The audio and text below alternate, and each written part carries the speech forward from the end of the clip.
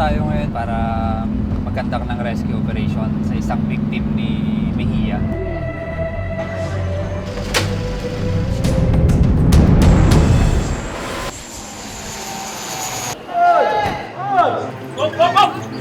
Si Teddy J. Mejia ang tinaguriang most wanted sex trafficker ngayon sa Pilipinas. Mastermind siya di umano sa pang-aabuso ng mahigit 100 mga batang Pilipina online habang siya ay nasa Middle East. Atas mo na. Makikita niyo po sa aking kaliwa ang puwersa ng Philippine National Police na nakabantay dito po sa VIP area ng Terminal 3. Isa sa pinakamalaki, itong kasong ito. At isa sa pinaka-nakakatakot. Mabubulok sa kulungan tong taong to, sinisigurado namin yun. Is na po. Sa kanyang pagkaaresto, hindi nagtimpi ang suspect at isiniwalat ang lahat tungkol sa kanyang krimen. Tumatakbo ngayon, Teddy, 111 yung binabanggit na biktima mo, Teddy. Pero nauunawa mo ba kung gaano kalaki itong... Oo, may mga hindi pa sila na-tracer. Ang ilan sa kanyang mga biktima, buong tapang na ibinahagi sa resibo ang naranasan nilang panlilinlang at pang-aabuso online. Nagsasend niya po ako ng pictures. Pictures ko po na nakahubad. Sabi po niya na hindi niya daw po ikakalat yun.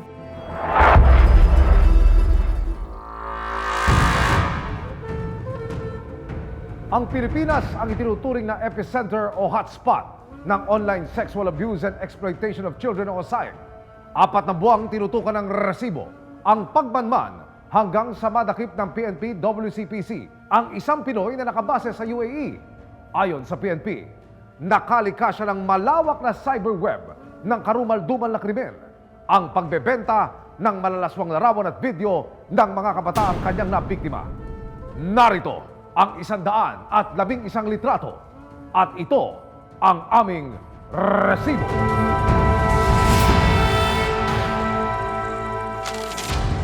Ang tanggapan ng Women and Children Protection Center ng Philippine National Police ang unang nakatanggap ng report tungkol sa isang makalay na online channel. Meron kaming natanggap na complaint regarding daw sa isang channel na nagpapalabas ng mga malalaswang picture ng mga bata. At ito ay binebenta online. Hindi lang dito sa Philippines, kundi sa ibang bansa din. Nang mapasok ng mga otoridad ang sinasabing online channel, dito na tumambad sa kanila ang daan-daang maseselang larawan at video ng mga menor de edad na Filipina at ang pinakabata, 9 na taong gulang. More than 100 ang bata na biktima. Doon pa lang sa unang channel na nakita namin. 3 channels ang meron siya. At sa bawat channel, 30,000 ang kanyang mga subscribers. Paano mag-operate itong grupo na ito? Yung bata na parating na sa internet ay kinakausap nila at nag-assume sila na sila ay kasing edad din ng bata. I-groom nila, kakaibiganin nila, and then they will offer yung mga load sa cellphone para bigyan siya ng pictures. Sa patuloy na pag-iimbestiga ng mga otoridad sa itinuturing nilang pinakamalaking kaso ng online sexual exploitation of children o SAIC sa bansa, nadiskubre din nila ang lantarang panlilinlang di umano ng suspect sa mga menor de edad. Pag nabigyan na siya ng pictures, i-crop nila yung pictures na magmumukhang yung bata ay nakahubad. Pagka gano'n na, kakausapin nila yung bata at iba-blackmail na nila. Ang sasabihin nila, ipopost nila itong mga pictures na ito at kailangan sumunod yung bata. At sa ilang pagkakataon, Pinagagawa ng tao is for the child to go doon sa isang place na may naghihintay sa kanya na lalaki. Merong physical abuse or rape na mangyayari sa bata. At usually, itong nangyayaring ito ay i-video pa nila or la-live stream nila. At ito yung binebenta nila online. Meron talagang reason for us to arrest. We will get him. We will give justice doon sa mga bata na kanyang mga naging biktima. susunod ang pagsagip sa ilan sa mga natukoy na biktima ni Mejia at mga nakababahalang revelasyon tungkol sa kanilang mga karanasan. Nagsasend niya po ako ng pictures. Pictures ko po na nakahubad. May ebidensya, resibo, walang lusot ang may atraso. May ebidensya, resibo, walang lusot ang may atraso. Paano nga ba nabuo ng most wanted sex trafficker sa bansa na si Teddy Mejia ang kanyang plataforma ng online sexual abuse and exploitation ng mga kabataan? Narito po ang tinatawag ng Philippine National Police na matrix ng madilim na mundong kanyang ginawa. Bumuo siya ng isang online group na may iba't ibang level of subscription. Habang pataas ng pataas ang bayad mo bilang subscriber, palaswa ng palaswa ang na-access na mga litrato at video ng mga kabataan. Pero ang ilan, dahil na rin sa matinding kahirapan, ay kusa na lamang nahuhulog sa malasapot at masalimuot na patibong ni Mejia. Dahil sa nakaalarmang bilang ng mga biktima, nagsagawa ang Philippine National Police Women and Children Protection Center o PNP-WCPC ng magkakasunod na rescue operations. Kasama ang resibo, nagtungo ang mga otoridad sa Region 3 para i-rescue ang isang 16 na taong gulang na naging biktima di umano ng online channels ni Mejia. Itatago namin siya sa pangalang Cherry sa pahintulot ng Municipal Social Welfare and Development Office o MSWDO.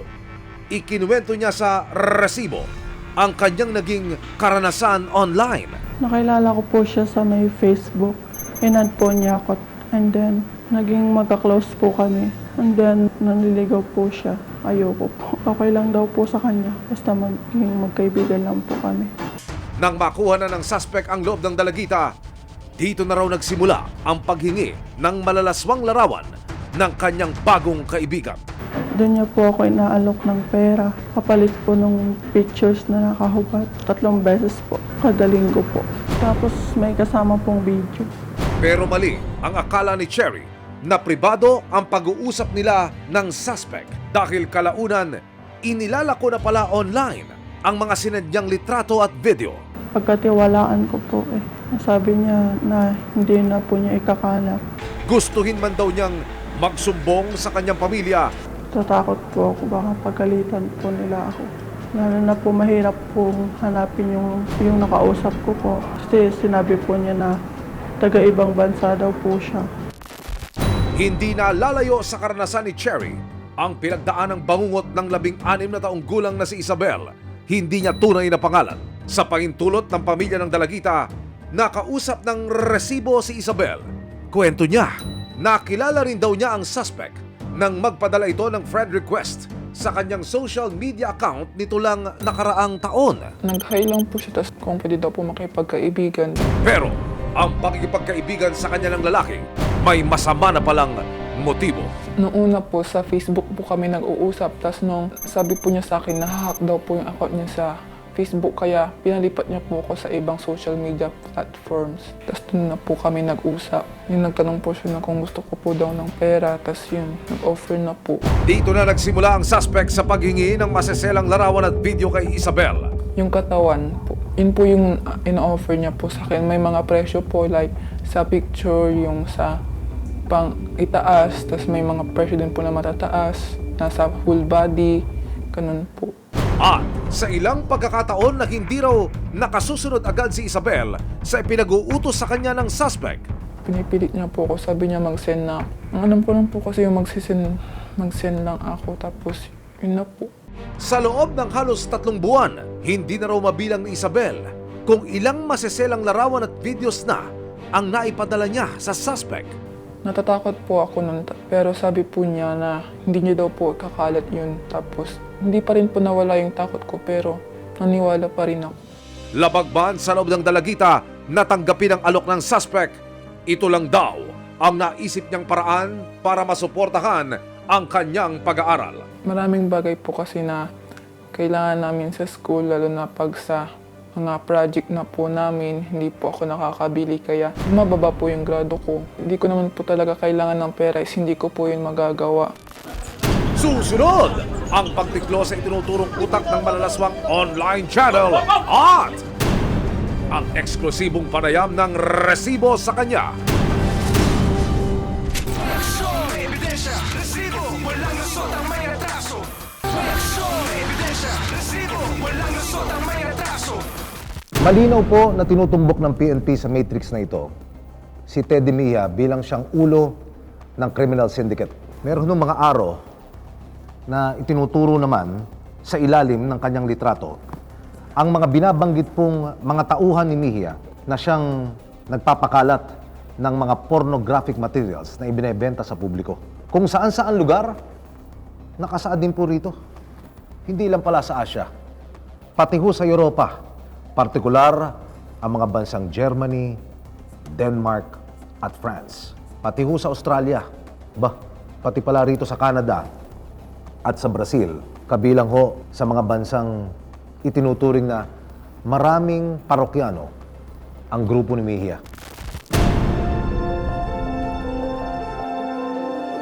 Sino nga ba ang 33 taong gulang na si Teddy J. Mejia? Inilahad ng Philippine National Police Women and Children Protection Center ang pagkatao ng itinuturong mastermind ng malawak na kalakarang ito. Taga Nueva Vizcaya siya.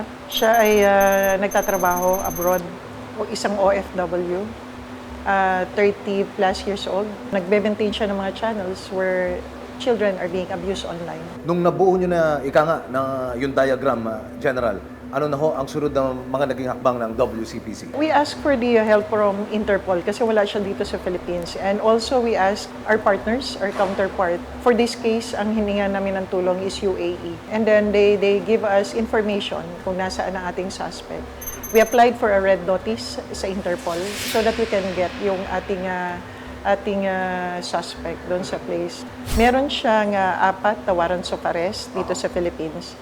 Pero hindi natatapos kay Teddy Mejia ang pagpapanagot ng mga otoridad. Ang sisti pa ni Teddy, mayroon daw siyang mga galamay na nagmamando at gumagalaw rin dito sa Pilipinas. Marami siya ditong, ito yung mga nakikita natin na if in case yung bata ay mag-groom na niya at kailangan niya yung mga live stream video. Ito yung mga tao na kakilala na niya o nagbebenta sa kanya o bumibili rin sa kanya. Kapalit ay yung mga live stream. So, yung mga bata na hindi na nag-cooperate, ito yung mga most likely na pwedeng mabiktima o ma-rape in the process at nala-live stream yung kanilang mga video. Paano nyo natuntun itong mga ikinukonsidera ninyong galamay o kasabwat nitong suspect dito po sa Pilipinas? Usually, disclosure ng abuse ang nakukuha namin. At pinakamatibay na nakukuha namin information ay doon mismo sa biktimang bata. Ayon sa nabuong matrix ng PNP WCPC, Luzon at Visayas ang natukoy nilang lokasyon ng mahigit 100 biktima. Kabilang na rito ang Nueva Vizcaya, Baguio, Quirino, Quezon Province, Pampanga at Aklan. Pero nangangamba raw sila na marami silang hindi pa natutuntun. Isa sa pinaka nakakatakot at pinaka nakakapangamba dahil ang biktima rito ay hindi isa lang na bata. Napakaraming bata at maaring marami pa na hindi namin nakikita. We are intensifying our operations, rescue man yan or arrest. We are also strengthening yung aming capability dito sa information technology. Tawagin na nating Mejia Criminal Web itong nabangga nyo na ito, General. Magkano pinag-uusapan hong kinita ho nito sa inyong pag-iimbestiga po? Napakalaki ng tinitingnan namin. Meron tayong more than 111 victims na mayroong 1,000 sa isang biktima lang. Siguro milyon ang kinikita ng taon ito or ng suspect na ito. July 1, 2024, nahuli ng PNP WCPC ang isa sa mga sinasabing suki ng mga online channel ni Mejia. Nakaharap siya sa mga kasong rape at paglabag sa anti-online sexual abuse or exploitation of children, anti-trafficking of person.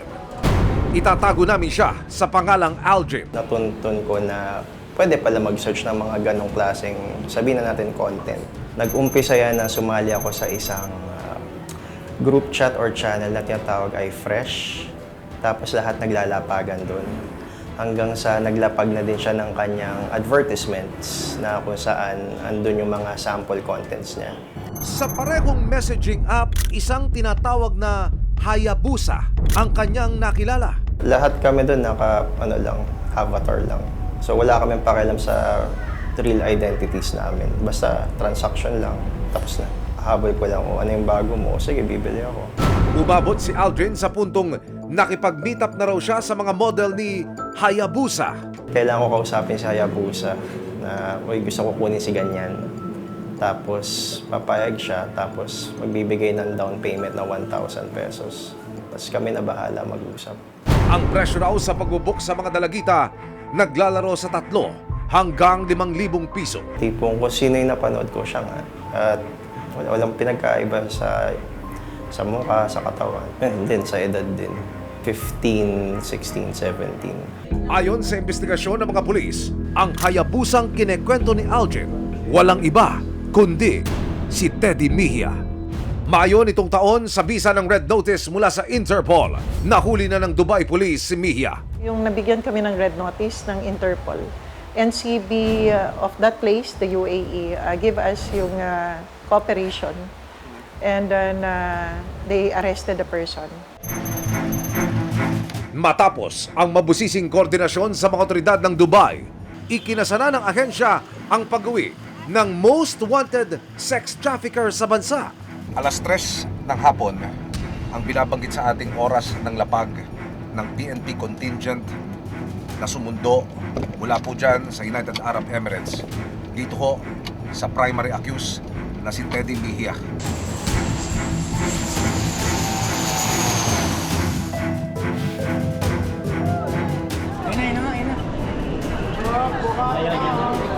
Maya-maya pa, dumating na si Teddy Mejia.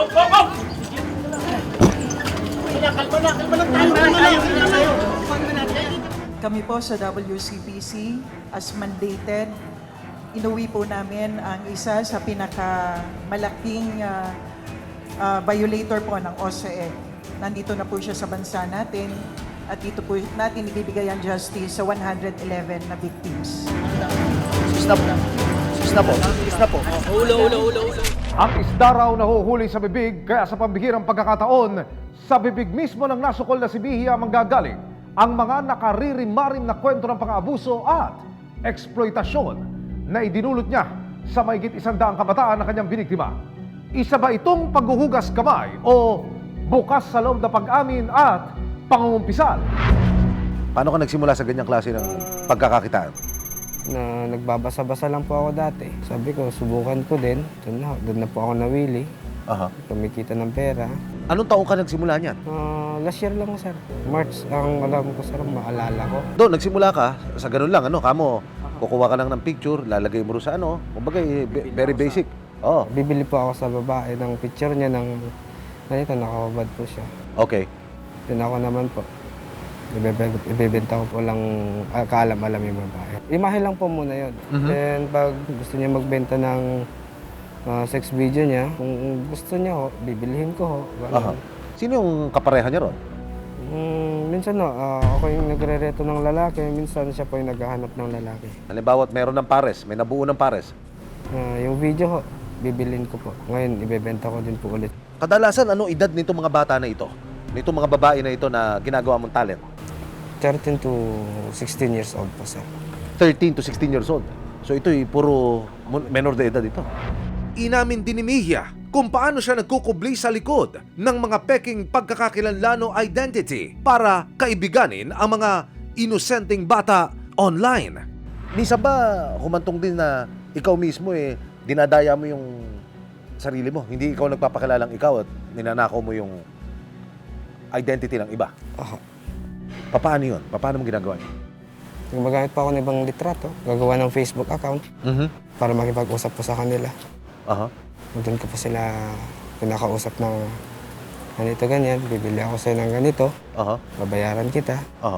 Ayun ho, doon na po nangyayari yung transaction. Teddy, paano ka kumukuha ng sabihin na nating kliyente? Kumbaga, ano yung number 1 requirement? Madada yung lalaki, dapat ganun, sir. Palakwento sa chat. May itsura yung profile. Ako kasi tamang ad lang din kasi ako sa Facebook, sir. Kung tamang alok din. Kung sino yung papayag, doon po ako. Ayon pa kay Mejia, hindi lang daw mahigit 100 ang kanyang mga nabiktima. Tumatakbo ngayon, Teddy, 111 yung binabanggit na biktima mo, Teddy. Ito ba ay sapat ang bilang Kapos o sobra pa? Sa iyo naman galing mismo? Sa investigasyon nila, Aha. tama ko.